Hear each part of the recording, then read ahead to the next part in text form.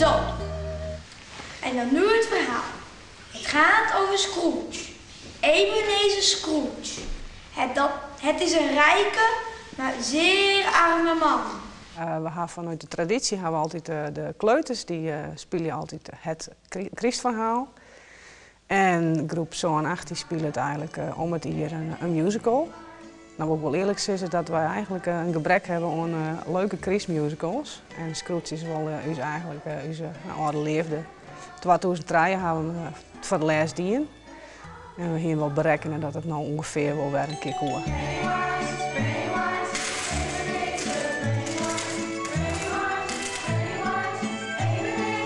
Nou, de tekst moet je als eerste leren. En dat vond ik wel moeilijk en soms vergaat ik stukken.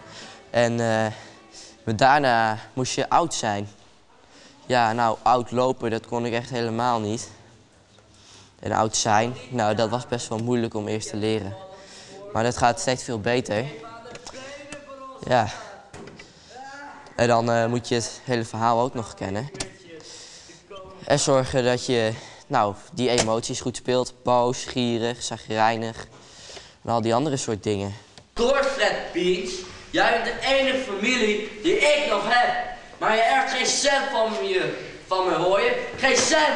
Onze Scrooge, ja. We hier in het vak hier het stuk in de feesttent, een musical in de feesttent. En toen stond er altijd trappelen in van hij woest zo graag een grote rol. Toen zeiden we van, nou, dan moest ik maar een goed zien letten als het een grote rol was. Dan moest ik goed leren. Van, als het een protte tekst onkist, moest ik op squallen zien letten dat het goed leren kist. Dus hij moest mij best uitsloven. En dan kreeg hij dus die hele grote rol. En hij kent gewoon hartstikke goed. Ik neem dat chantage. Ja, dat positieve chantage. Hè? Ik ben gekomen om je te redden, Scrooge. Mij redden? Van je ondergang. Mijn ondergang?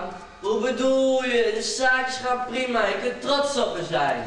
De zaak. Nou praten we goed hoor. Er wordt net hier muziek. En van de morgen hadden we dus de Tommy Luipenbank. Mij naar Sprine.